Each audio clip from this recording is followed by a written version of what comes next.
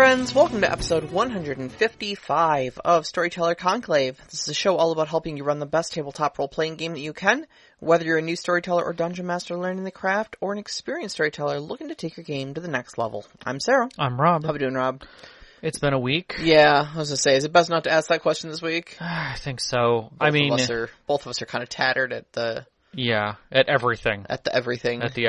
Yeah. So the only thing I'm going to say is I hope everyone out there is doing all right and that this can be therapy for us all tonight in a different way. So, speaking of which, it's 420. It's 420. Happy Dankmas, everybody. Happy Dankmas, everyone. Yeah. For those of you who support Dankmas and those of you who are aware of Dankmas. Yeah. Yeah, for those of Remember you... to leave milk and cookies out for Snoop Dogg tonight. That's right. He doesn't travel door to door or via other things, but he does magically appear on random occasions. So the whole idea was that because it's 420 and that is kind of a, I guess, rolling joke since what? When did 420 really hit hard? I don't know. Like I'm not early really, 90s, I want to say? Not really in the culture, as it were, so. Yeah, I think it made it outside the culture in the 90s, and became prevalent as a term that was even used in movies, for getting baked, in a general sense. Yeah. And so we thought it was funny, since it was 420, that today was the day we decided to talk about controlled substances at the table. Yeah. When people drink, get high, whatever, both in and out of game. Both in and out of game, yeah. I would say, primarily my focus, I think, with this one was out of game. Yeah. Dealing with characters with possible addiction issues or anything like that, or substance use as a topic. Yeah. Which I think we've kind of worked over that a little bit, but I just wanted to kind of expand that, like, there are places that kind of have there are systems that have definitely stepped into this. Mm-hmm. And some systems that have used it in a lot of different ways, both mechanically and narratively. Mm-hmm. But let's talk about, I guess, where we started with this. So, like, for me, I would say that it's always been light for me, like drinking in general. Like, I remember when I first started gaming, the idea of drinking or having drugs at the table was not something, but smoking happened prevalently. Mm-hmm. It was all over the place. Everybody smoked. And then as time went on, drinking became kind of a thing, but it was never heavy. It was always a ridiculous add-on, because the game was still a serious component in it. Yeah. So getting drunk while playing really didn't add up very well. And plus, it was expensive. Yeah, I would say, I grew up in a pretty conservative family in a pretty conservative neighborhood. So marijuana was never really a thing around me. But yeah, I mean, there, especially as we got into like the college days and stuff like that, those things opened up quite a bit. Yeah. College was definitely the step up, I would say. Yeah. And I mean, maybe there was I wasn't really ever a huge drinker. I do remember drinking at the table. I remember others drinking at the table. I don't think it was ever really like a regular component of our gaming nights. It was almost like a dessert. Yeah. Like, it was an add-on. It wasn't like it was a major part of it. Like, I distinctly remember gaming with a group of friends, and one of them knew how to make grasshoppers amazingly well. Mm-hmm. And somehow, by the end of the night, we would have grasshoppers. And it was good, but it wouldn't pull away from the game. Yeah. Like, it was the break, it was a dessert, it was something like that. On a couple game sessions, I had a special mead that I had found years ago that was just really tasty. It wasn't expensive or anything like that, but, like, I remember cracking that out and serving it up to people just because it was a taste more than anything else. Yeah. But I think there was something, I guess, dessert or aperitif kind of to it. It was never like we'd have a case of beer or a bunch of wine coolers or somebody was literally pouring shots or something like that. Like that wasn't ever part of the culture that I was in. Yeah. It was definitely my experience as well. I would say as I gamed more, smoking became more prevalent. I know that that's kind of gone to the wayside more so now. Vaping is a huge thing, and nobody really says anything much about it, one way or another. Although I think, for me, it's an allergy thing. Like, I just don't usually allow it in my house. I have a few friends that vape, but they're very considerate and go outside. So it's not a big deal for me. But yeah, I've seen the change since things getting more relaxed. It's just that it's not taboo. So I think like the age thing that happened with taboo things, like when you're in your teens, getting in your 20s, like doing taboo adult things seemed like the thing to do, and that added to the enjoyment of it. And as you get to your 30s and 40s, it hurts and it's expensive and you don't want to do that, and like beer tastes like ass and cheap liquor are cheap for a reason. So like you get a different mind frame about it, you know, and then you hit a certain age and you're like, I don't drink after a certain time because it gives me an upset stomach and I can't sleep. And Now you're running the old guy mentality. Wine for me is a 50-50 whether it's going to give me crippling heartburn or not. And marijuana nowadays, like a friend of ours, it is legal here in Michigan. Just to first and foremost, let me just throw that out there. What we are discussing is legal activities here where we live. But a friend of ours had a trip to the dispensary and got an assortment of gummy edibles in both the 5 and 10 milligrams. And mostly it was just for like she understands also that I have like, you know, anxiety and depression issues and stuff like that, and I was just looking to see if maybe there's something I could take the edge off with, and I know that was one of the medicinal uses of it. I don't generally like smoking because I don't like the way that it makes me feel. God, no. I just thought maybe like you know, a little gummy would, you know, help me out, right? So I had imbibed one of the small ones. It was okay. It was nice and relaxing. It didn't really get me, you know, high with a capital H, though. Right, you know? right. So one night we were all relaxing, gaming. We were playing Elder Scrolls Online, actually. Yes, I remember this vividly now. I took one of the big ones, and I think I decided that night I'm like, yeah, I'm too old for this.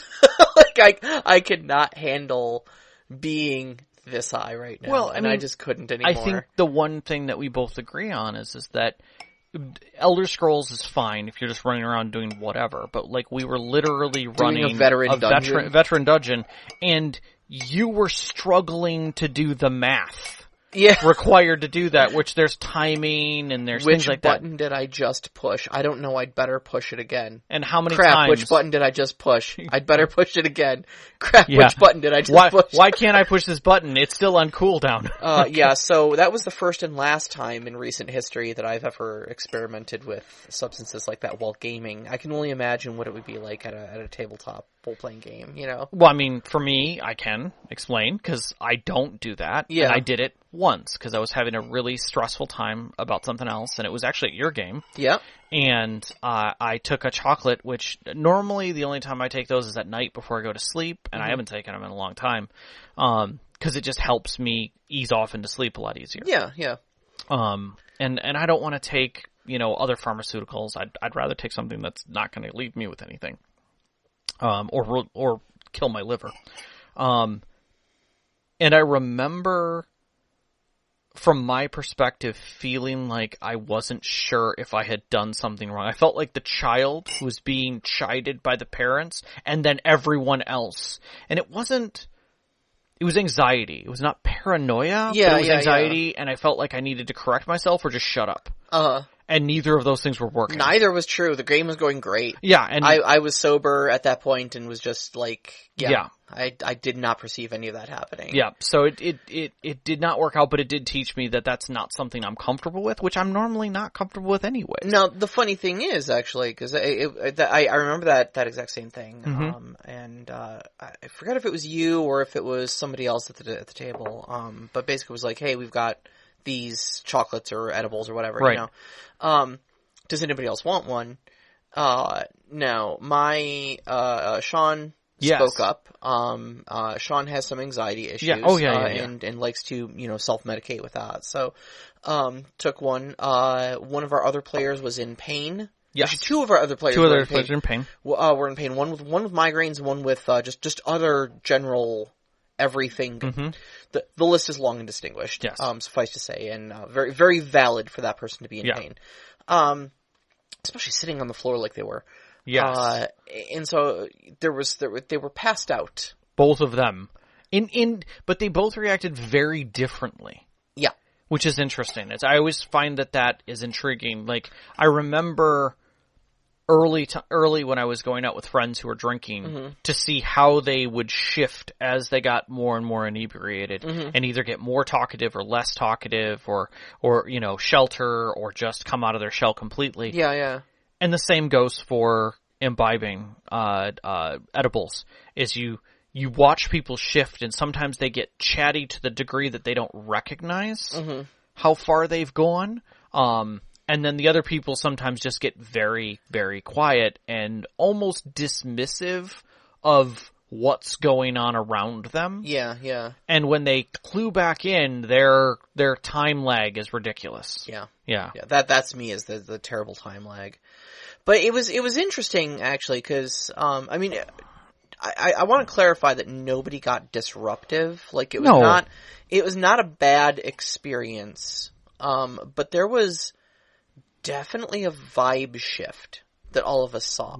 Oh, 100%. 100%. And it was one of those things where it was kind of like, okay, so let's talk about this as a group, Did anybody else notice the vibe shift? And everybody kind of did. Yeah. And we were like, okay, let's maybe just make sure that we're curtailing that or taking smaller doses next time if you are in need, because I understand this is medicinal for basically everybody at the table. Yeah. Nobody's really doing this recreationally. No, and even like when Steve is taking formal medication, because he does have severe migraines, he always checks with us. It's like, I'm sorry if I'm feeling a lot of it. I'm just trying to manage my migraine and move through absolutely. it. Like, I have terrible sinus pain, and sometimes I'll take something for that, but like, I'm also keenly aware of the fact, like, I'm not on my game when I'm like that as well, so I try to make sure that I'm managing it as well. Yeah. But I think that's true for everything, is it's just making sure that you're aware, that you're considerate, when you're handling those kind of things. And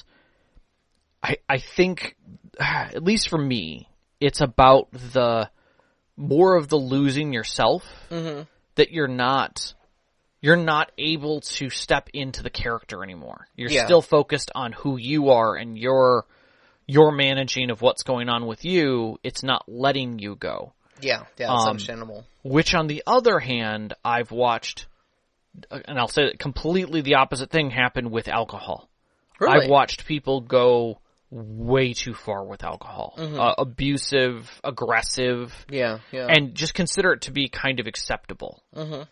And I've watched way too many times when I've been at other people's games where alcohol has been okay, or when I've been even at conventions where I've seen that it's been semi-acceptable at some of the areas of conventions, and people get drunk and disorderly in those areas at way faster levels. Yeah. Like, having someone just pass out at a table because they're high, okay, that's just disrespectful, but it's not like you can just kind of put them in the corner, let them melt down on They're technically not hurting anybody. They're unconscious. I think the only other thing that I've ever seen, and it was at passing, I was with a couple friends who were doing a vampire LARP, and it was a event abound. It was somewhere else. Sure. And so a bunch of people showed up. I want to say there's like 20 or 30 of us who were there at the time, and somebody apparently had a bad acid trip. Oh, while doing it. Wow. Completely unintentionally. And basically it shut down the game. Yeah. Because like 7 people needed to take care of that person and make sure like everything was coordinated to handle the situation between like car, getting them to a safe place, making sure they were okay, making sure their stuff was okay. Like it was an unbelievable disruption. At the same time, and I know people will say this, like, that's not common if you know what if you're stepping into it, and that's not a place where you would do it. So the whole situation was just totally wrong. Yeah. But at the same time, very challenging. Yeah. Absolutely. And I think for me, the alcohol definitely sets a trigger. I have history with others with it. I have histories with issues with it.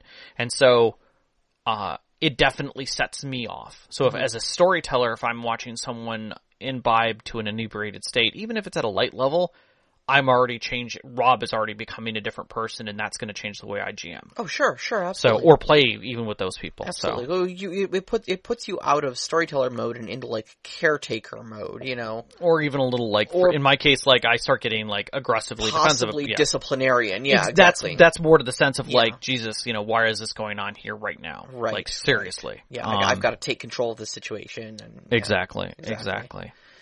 What's it for you? Like, where's your flip point? Like, for me, I think it's. I mean, I like to run I like to run a serious game, and so I think at the point where you're not able to take my game seriously, where you're not able to conduct yourself like an adult and take part in the story. If like you start getting, I don't like the goofy style of role playing. Right. It's valid. I wish to clarify, it's valid. Absolutely, by all means, have the goofy style of role play if that fits your story. Mine generally aren't. Yeah. And when you start doing the whole, I'm gonna stick my, my sword up his butt, or things like that. It's just like, can you not? This is not slapstick comedy. I'm trying to do drama here, and it's not happening. Yeah. I think that's really the point. And I mean, whether substances were involved or not. I typically run a dry table. Yeah, you very much do. Like, I think once we had wine, because it was part of the story, and it was a single bottle amongst 6 people? Yeah, and that's the thing too. Like, you here in your household typically have, what's the word? Designer alcohols. You have artisanal stuff around. It's a dessert. It's an aperitif. Yeah. It's something special. You always have. It's never like a case of Bud Light. It's always like, hey, we found these interesting Michigan brewed spiced cider, hard ciders or something like that. Yeah, we want to share from some local brand at some obscure market. Do you want to try them? Right, they're really good. They have notes of fruit and and spice. Yeah, exactly.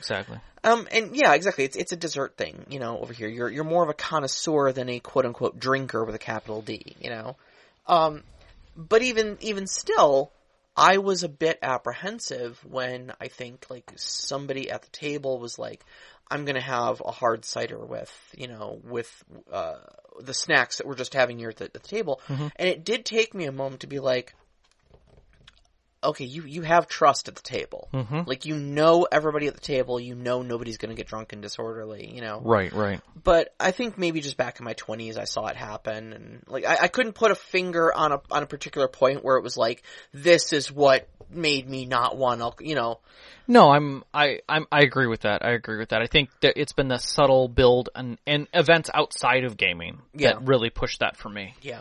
And it's also, I think has a lot to do with the trust of the table and the trust of the people you're with, that they're not going to take it out of hand. Yeah, exactly. And like I said, I know everybody at my table, so yeah, and I did, like I said, I instigated it once or twice where it was like, we're having dinner with the Count of Anvil. Yeah. And so, there's going to be a toast, so I wanted to kind of get everybody in character, so I brought a bottle of cheap wine. Yeah. And poured some out for everybody, and so everybody could raise their glass and toast. Mm-hmm. Just to help that one extra little step of immersion, Yep. Yep. And, of course, it's not required. If anybody wanted to decline, I think we had a couple people who did. Who did, yeah. Just, get whatever you're drinking. The whole point is that you have a glass to raise, not that it has wine in it,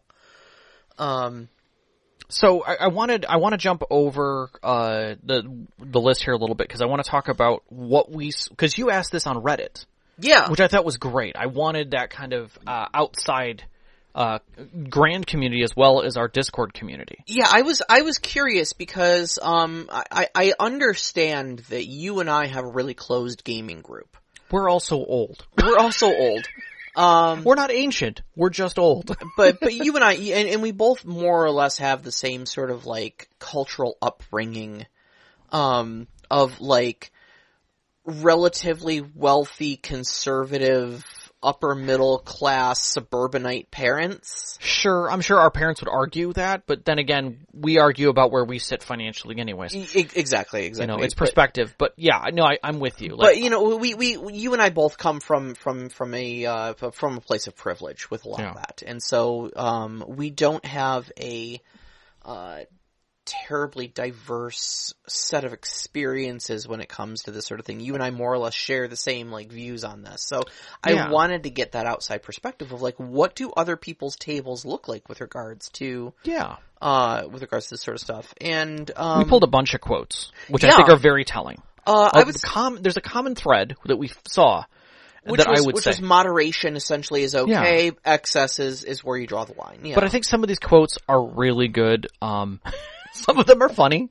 Not many of them are funny, but some of them are funny. The one that really got me, somebody responded, edibles are banned at my table ever since the shirtless one shot of 2018. I think that says enough right there. I begged this person to elaborate further. They did not. That is a sad thing we've all lost. It is. It's a loss for everyone. Yeah. And in the comment of, if it's illegal, it's not welcome. If it's illegal, it's not welcome, and, right? Yep. And I held that with my house completely. Like, that was not something I was comfortable with. Sure, and marijuana consumption was never a thing in your household until it was legalized in the state. Correct. And everything that we have brought in or, that was already here has been purchased legally from a dispensary. 100%, yes. So, there's... The other thing that I saw pretty commonly was people seeing that weed is rarely an issue unless there were already personality traits that were an issue ahead of time. Yes. And that just kind of pushed it beyond. It will exacerbate an already existing problem. Correct. Getting high on top of being a jerk. Yeah, and the drinking was the same thing. Drinking is rarely an issue unless it's excessive. But they've, just like myself, they've seen a lot more disruptive or disengaged drunk players than high players. Yeah. Like, in many times, the high players are more engaged. And I think, if I had to pontificate upon that, I think it's because of the, first, obviously there are chemical differences 100%. In what it does to you. But, I think a lot of that too, though, is though this is changing in recent times because it is becoming legalized, and legalization is a movement that is sweeping and gaining a lot of steam. Very much so. Federal government's even talking about it, I know, but I don't know how well that's going. I think it's gonna. It's hard to say. I think we're at least in a discussionary state that is stronger than it used to be. Yeah, I feel like legalization's inevitable, but I digress. Yeah. Let's not get into politics. But I think the social acceptance of alcohol, like, it's, in a lot of circles, it's okay to just have beer. Yeah. And so if someone showed up, especially like even just 5 years ago, if someone showed up with even a little bit of marijuana, you might be like, hey buddy, what's up? Yeah. If someone shows up with a case of beer, you're like, hey, you're here to party. Cool, you brought the beer, you know, and I think because of that, there's also there's a difference in social acceptance on, and then excess consumption, and so if somebody has 2, 3, 4 beers, like, we almost don't think about it because the propaganda of, like, beer equals fun time equals party that, like, the marketing and the lobbying does. It puts it into the social zeitgeist that like beer equals a fun time. You want to have a fun time playing D&D, right? D&D plus beer must be great. But I think that itself has changed even since we were young. Like, commercials for beer have radically changed. Because you don't want most generation just beyond us don't watch commercials. Yeah, I don't have cable. Right. I don't watch network television, so I couldn't tell you what commercials even look like. Exactly. Like, the few commercials that I've seen are not for us. Yeah. They're not for us. Yeah. And it's always drink responsibly. It's always, and oftentimes they get chewed out when it's something that could be related to teens. Yeah. Yeah. And I think that's interesting. I think it has significantly changed the way we look at things, and just the ridiculous amount that's available out there now from what it used to be. Like, you go into a liquor store these days, at least here in Michigan, it's ridiculous, and you've got like 300 choices of beer. Yeah. It's like ridiculous, and you're like, what do you even want? Well, I don't know that the marketing has changed that much. I mean, I'm specifically remembering a couple weeks ago, Sean and I ordered Thai, and the Thai place that we go to is right next to a convenience store. Mm-hmm. We had to park a couple doors down from the Thai place, so we're right in front of the convenience store. Sure. And the whole wall is just plastered with alcohol ads. But that's the only way they can do it now. Well, yeah, no, I know. I'm sorry, continue. But the point being, though, is that our food wasn't quite ready yet, so we had, 5-10 minutes to just sit there and wait, looking at these alcohol ads. Sure. And I remember turning to him and remarking to him, I'm like, God, I wish drinking were as much fun as these ads made it look like it. Like, every ad here is like, you want to visit Maui in the summertime? Drink this beer, or drink this cocktail that we've got, drink this mixer, Yeah, well, I remember all of the cocktail dressed wearing women selling different liquors, like Midori was a big one that was like that. Yeah.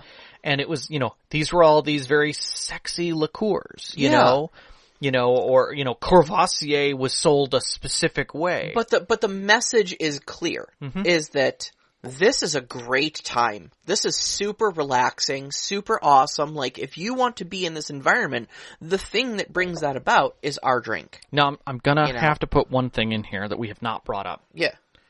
Two things. One, Crown Royal. The bags. Oh, yeah. Everybody remembers.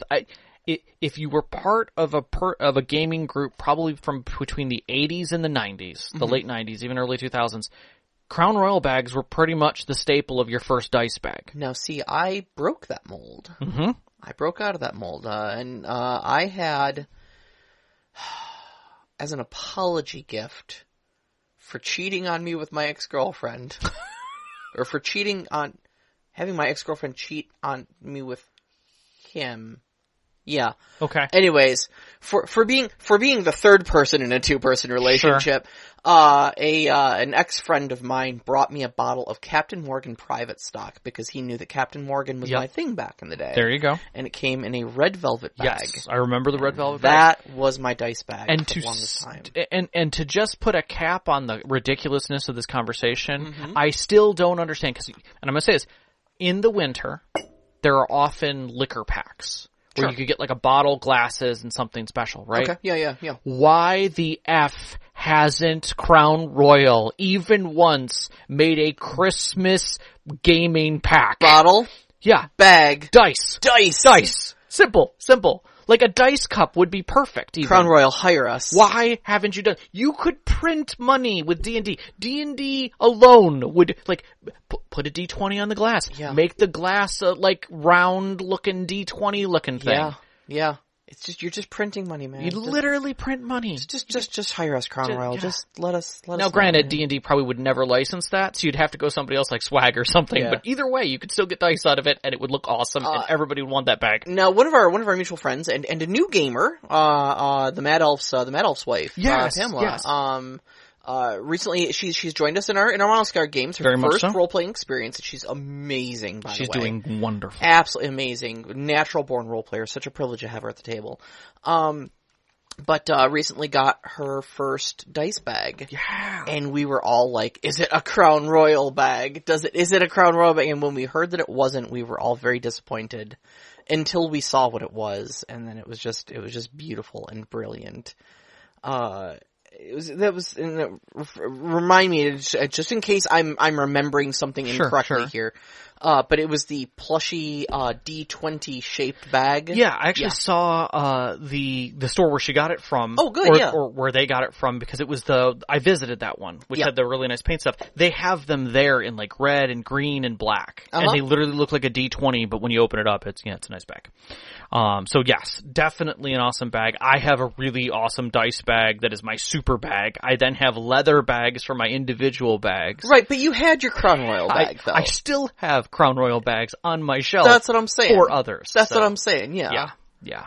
It's a rite of passage. It kind of. And to be clear, you don't have to drink the Crown Royal. God, give it to someone else. Throw it out for all I care. Whatever. You know? Yeah. I mean, there used to be the thing where like which we would do is that anybody who was new to the table, once you had been there for a couple of times, someone would buy a bottle of Crown Royal with a bag. Mm-hmm. They'd bring the bag. People would put their dice in the bag for you. That was your starter dice, and you would drink the Crown Royal that night. Now, we do have another new tabletop player in our Mouse Guard game. We do. Do you... No, I don't know her as well as you. I do. Do you think that would be an appropriate gift? I know she's probably listening right now, so we're totally talking about her like she's... She's not, and I know she's not for one particular reason. I know where she is today. Oh, okay. So we're kind of clear until she picks until she hears the broadcast. The broadcast, yeah. But she actually ended up with one of the boxes, one of the mini boxes. Oh, okay. And she has dice. She has a pretty good set of dice. But I still think the third session is always the session of mark. Sure. You stay in for 3 sessions, you're in. So we'll have to figure something. First official session? Last was her first official session. Okay, so yes. I think coming up next month is going to be her second. Okay, because we got a little time on this one. Yeah, especially. Yeah. So, all right, to kind of get back to some of this that we were talking about. So you had talked a little bit earlier about like triggering situations. Yes. And stuff like that. Yes. And I kind of wanted to like loop back around to that because sure. I mean we talked a lot about how it affects the individual player and how it might affect the gaming space, but I wanted to talk a little bit more about how it might affect other people at the table. I agree. Because it's a group game, and not only is one person getting out of sorts, or possibly multiple people getting out of sorts. Mm-hmm.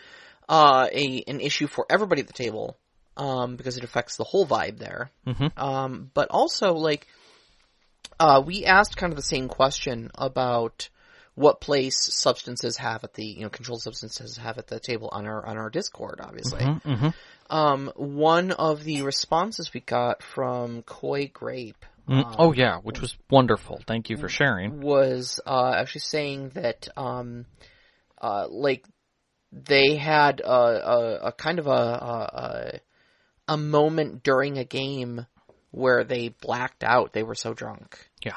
And it was a wake-up call for them that, like, holy cow, like, I mean, apparently, I quote-unquote functioned through it because nobody else said that I was disruptive or, right. Or really even took notice. But, like, I don't remember half that game. And, like, not long after that, got into a program, and they've been 5 years sober ever since. Yeah. And, because of that, their own personal history with that, obviously alcohol at the table, alcohol really in front of them at all, is kind of a dick move, really. Like, to start drinking something in front of an alcoholic, Yeah. Or I mean, I will say the same thing for some people that I know who were terrible smokers and were kicking the addiction of it. Mm-hmm. And they would come to gaming and ask people not to smoke, and we'd end up getting someone new to the gaming table, or will be like, a different adventure, maybe with a different storyteller, but the same group. And someone would get up to go have a cigarette or ask if they could have a cigarette, and you could see them struggling. Yeah. Yeah, absolutely. And, others would make the comment, like, hey, that's kind of a dick move, don't do that. Mm-hmm. Like, just leave and go, ask for 5 minutes, go to the bathroom, do something, but just don't open it up in front of them, and then kind of give them that look of, like, you want to step outside. Kind of a thing. And it's like, no, don't crack that egg. Right. No, exactly. And like, it's not, first off, it's not personal. Okay. Like asking somebody else to accommodate your comfort for something so serious like that is not a huge ask, and it's not personal. Nobody's doing it to be a jerk. They're doing it because they need that sort of care, you know? I mean, it literally can destroy lives if things get too far on certain substances, No, and I think that those kinds of things are definitely within the X card route, especially for storytellers, hosts of the house. Sure. Or just a player who needs that space to feel safer. Sure, absolutely. And I mean, we talked about it before, that there's the agreement of friendship, the Mm-hmm. understanding of friendship at the table. That, like, when you sit at that table, you are in agreement that you are looking out for the best interests of everybody else at that table. Mm-hmm. Whether you like everybody at that table or not, treat them like they are your friends, because you are in that group. Mm-hmm. Work towards their best interest, both in and out of character. Yeah. And that's definitely one of those big places where it's like, we all like to have a good time. We all like to have the freedoms to do the things that we want to do. But when those come at the exclusion of others, you need to understand that that's not acceptable in that space. Yeah.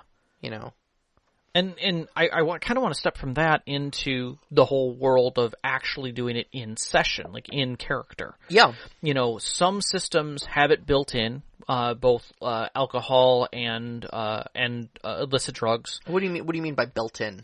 Riffs and palladium and like fantasy. juicers. Yeah, juicers are in that. Yeah. You've got chip junkies in Shadowrun. Mm-hmm. Where there's literally effects that if you take certain negatives on your character, you must continue your addiction at some level or methadone it in some other way. Yeah. Otherwise, it affects your character. You get some benefits in some cases, but like in the case, I want to say in White Wolf, the addictions and problems that they have in there is no benefit. There's no, other than the points you get to spend on something else, mm-hmm. It is painful. Yeah. And usually, depending on the system, sometimes those are harsher than you would think them to be. Or that they were trying to paint that they were a terrible thing to try and follow. And like there was, I forget which system it was that I was reading, a number of years ago where they were using magic as a drug. Okay. And when we started watching Wheel of Time and you started talking about it, it reminded me of that system. That touching the one power is just like touching the very well of creation itself, and going back to not having the one power is destroys you. Well, utterly destroys you. And that's the thing is that they called it the itch of fire. Where the person I went back to try and find the system, but I found the quote that I was looking for. Incidentally, the itch of fire was my nickname in high school. Nice. Yeah. But the whole thing of it was, he brought it to a conversation that he had with a friend who was explaining, drugs to him in general. And he said, an addiction makes you do things unconsciously to compensate for it. Mm-hmm. And a lot of that's where the whole concept of scratching yourself, where you'll see actors who'll do that in shows to handle that they're clearly a druggie, like that's a thing. That's a very overt thing. People, not to say that people won't bounce their leg, they won't twitch, they won't have an eye twitch, they won't stutter, they won't have other things, but all of those can be subtle tells of compensation, but a lot of it gets a lot worse than that. Yeah. And so, in a system where magic literally, once you start, like the first or second times that you do it, you only have like a 5% chance that you'll want to do it again and get your first mark. Mm-hmm. Every time you cast after that, and the more mana you use in your casting, which does come from you, it does recharge, but it drains some of your endurance basically. You gain percentage based upon the mana usage. Till eventually you hit a 50% mark. Once you go over 50%, you have your 50% chance, you are addicted. You just get a mark every time you use magic, doesn't matter. You only have 10 marks. Until you're basically burned out. Oh, and what that means is you can use magic, but every time you do, it decreases your endurance. What system is this? Again, it was called, like Dark Fade or something like that, and it was a GURPS system, where they had altered the magic and the way that it was being used. Gotcha. Okay. So they were using GURPS fantasy, but not the magic. These were house rules, essentially. Yeah. They were a homebrew system that turned into an addendum to GURPS. Okay. And the whole point of it is that they wanted to explore addiction in a different way. Yeah, sure, absolutely. And what was funny was it never states it as addiction in the game. Mm-hmm. Like, you read through the rules, it doesn't talk about addiction, it just gives you the mechanics. Yeah. But everyone who plays it is like, after they're like, oh, this is a neat system because it really limits the amount of people who are doing this. And some people would use it and be like, oh, it's a restricted thing. Or they would come up for a story why it was that way. But they would never notice that until they started playing with it, that what the point was. That might be better, honestly. I could understand, like, people who truly do struggle with addiction, like, almost feeling, like, insulted that their struggle has been gamified for other people to play with. And that's why I wanted to bring this up. Yeah. Is that's the other side of this coin. Yeah.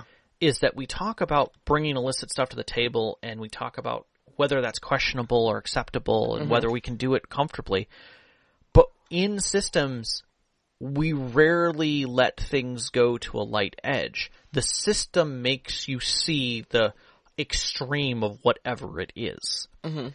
Because that's what the mechanic wants to teach you. Sure. And we say games teach you how they should be played. Yeah.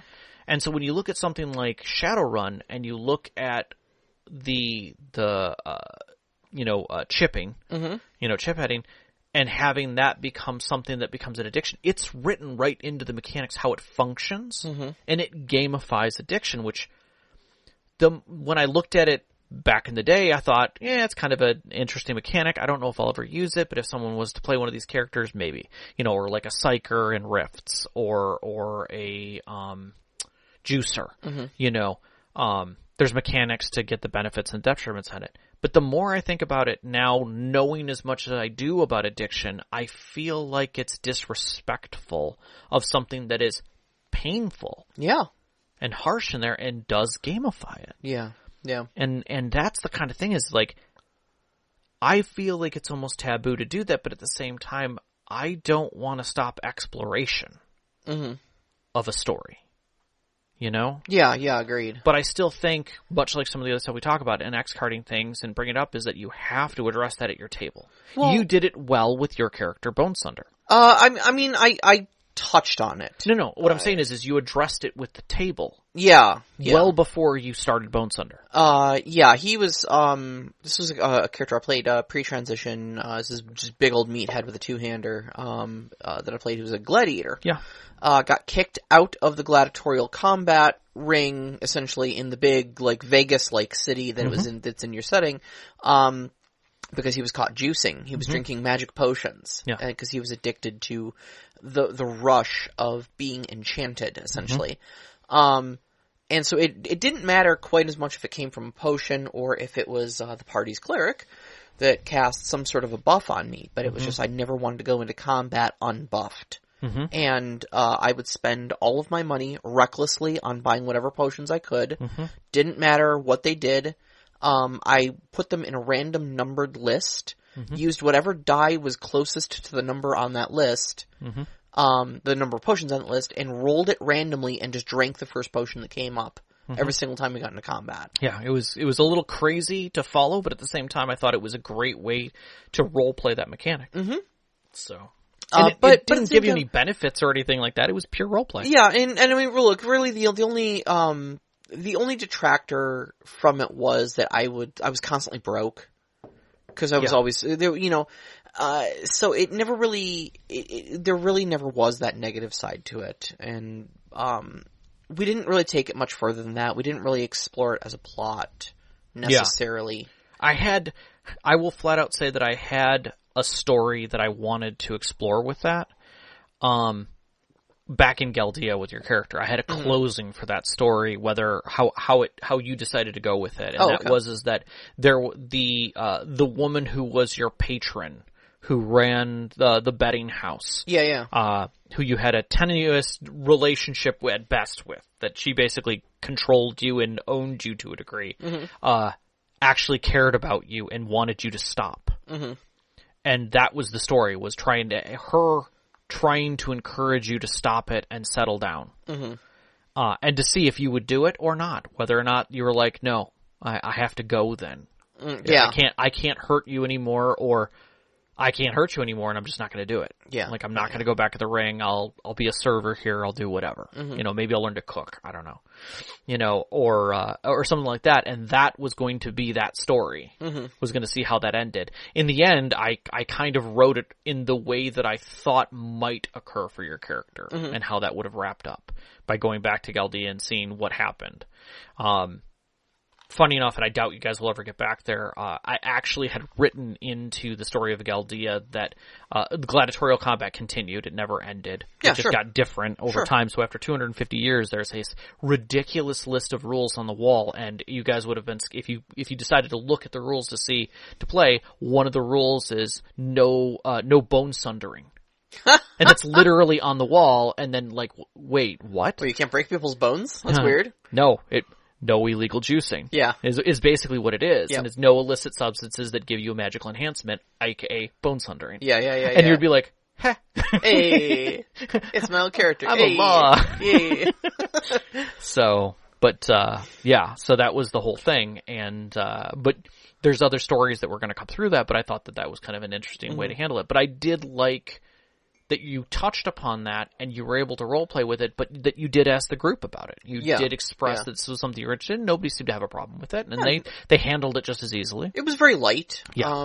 It was very light, and different characters had different reactions to it. Some of them did kind of raise an eyebrow and go like, "Are you juicing? Like, is that okay?" Mm-hmm. And then like the party cleric was just like, "What do you want? Giant strength? Your pusher, basically." Yeah, basically. Yeah. Like, you just let me know. I'll hook you up. Like, yeah. Yeah, I often question my mind, like, a lot of times what I want to explore. Because there's always been aspects of things like that I've wanted to explore and be theatrically appropriate with. Mm-hmm. And I think that's, we've talked about that with other things outside of illicits, but I'm going to focus on that so that we don't get way too off topic. But yeah, there's been times when I've thought about doing a character who was either a heavy drug or alcoholic or something like that, where it is a coping mechanism. It's not that they're heavily addicted, but it is clearly that they're alcoholic. Sure.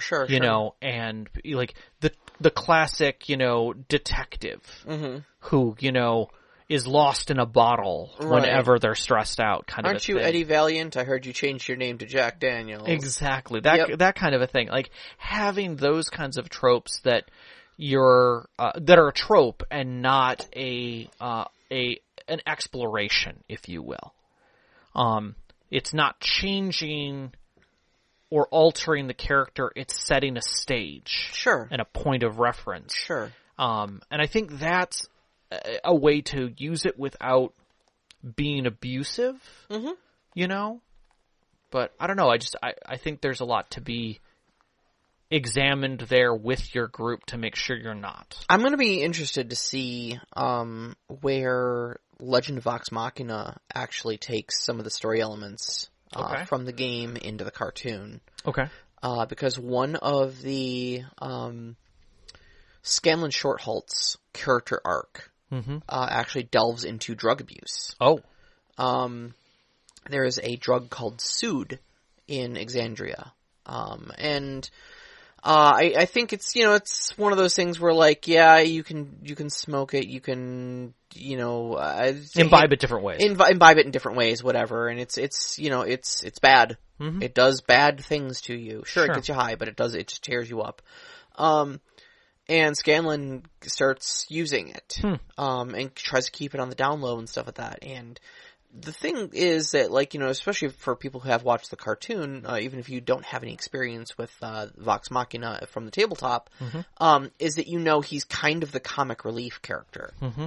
And it was a lot of people, because it was the comic relief character that started using drugs, had a bad reaction to it at first when it originally became a plot. Interesting. Because it was like, oh, you're making light of it. But none of his drug use was ever joked about.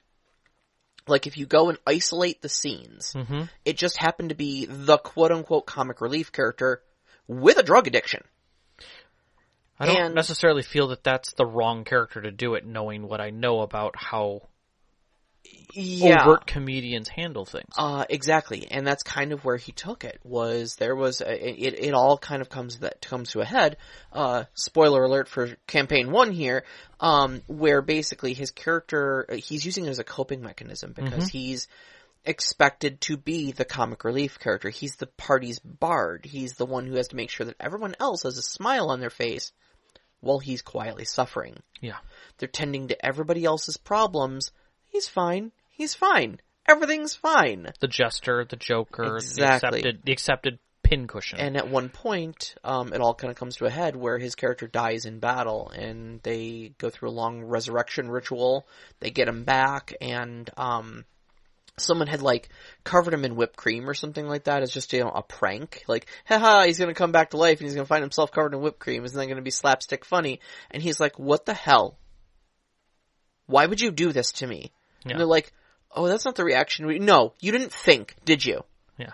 Did you? You never think about me. And spends 40 minutes just bitching the group out and leaves the party. Yeah. And everyone at the table is in tears. Yeah. And it's like, his drug addiction was played as a symptom of his internal sadness and his coping mechanism and stuff like that. And nobody noticed. And so when the Bard's Lament, as that scene is known, when that happened, it all made sense. It all culminated in that point of like, oh wow, he has been struggling this entire time. And we all thought it was just a joke, because everything he does is just a joke. And I'm really interested to see how they're going, if and how they're going to introduce that, because it was a major component of him leaving the party. And you can't just skip that plot beat, I'm really interested in how to see if and how they're going to do that. Yeah. Yeah. And I think that's why this isn't just a general discussion. Yeah. This is something that is important. I think that this is a topic that comes out. Sure. More than we think, and comes to a head more than we think, that we handle and cope things differently. I've seen some amazing stories come out about fighters who deal with being at the front of every battle, and then later on in the story you watch them slowly break down. Yeah. And players are like, well, we need you at the front. He's like, I'm not doing this anymore. Like, I'm not going to stand there and take all this abuse. Yeah. Well, you guys try and figure something out. Yeah. How about you figure it out right here while this door is closed? So I don't have to bleed for you anymore. Exactly. You don't think it hurts, kind of a thing? Yeah. And we've talked before, we've had whole episodes on using, the tabletop as a therapeutic tool to work through issues that you may be struggling with in real life. And, I think this is definitely one of those issues where, if you are coping with things and stuff like that. This is one of those arenas where it's safe because it's all hypothetical. It's all just a story. Yeah. That you can confront some of these themes if you feel your table is safe to do so. Yeah. And everybody's in agreement, because obviously you don't want to just broach that subject in front of a closet alcoholic or something who's like, I don't want to deal with themes of drinking, please. Yeah. And I will say this. Sometimes you don't want any of that at your table. Yeah. Just because the world stinks. Yeah. Sometimes I just want to have a game that is mindless and fun and easy to get through. That's a different story that doesn't have to do anything with reality. And exactly the reason why you'll never see overt misogyny or overt real world racism. People are a little racist against Khajiit in my story just because that's how Tamriel is.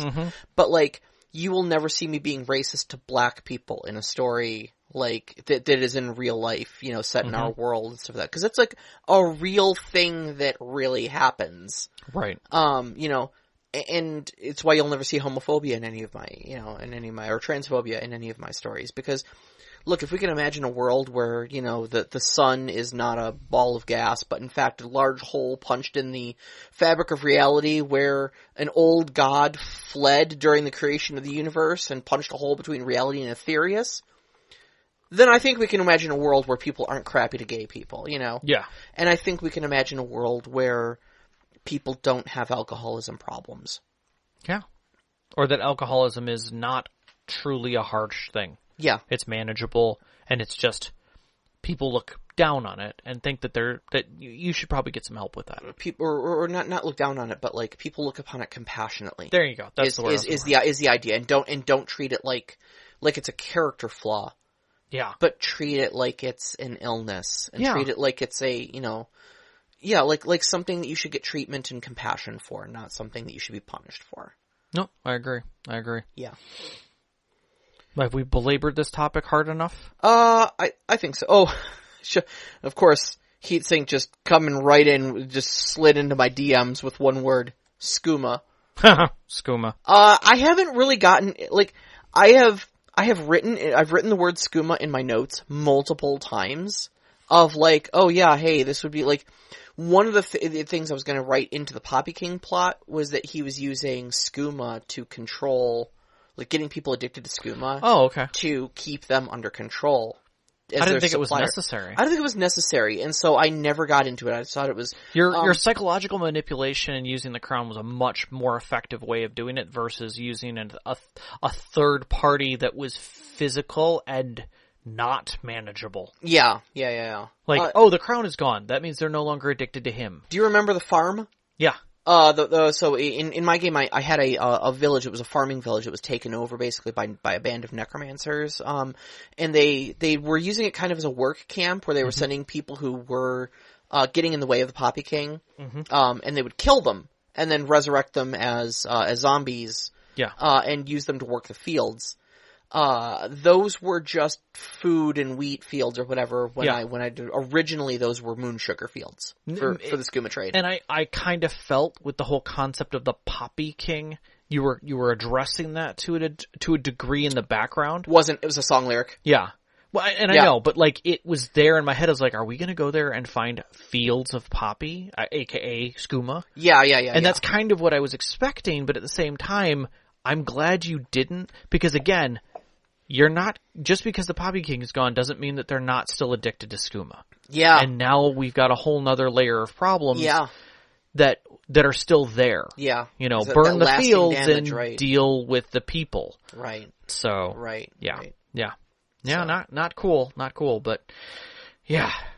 So, next week's topic.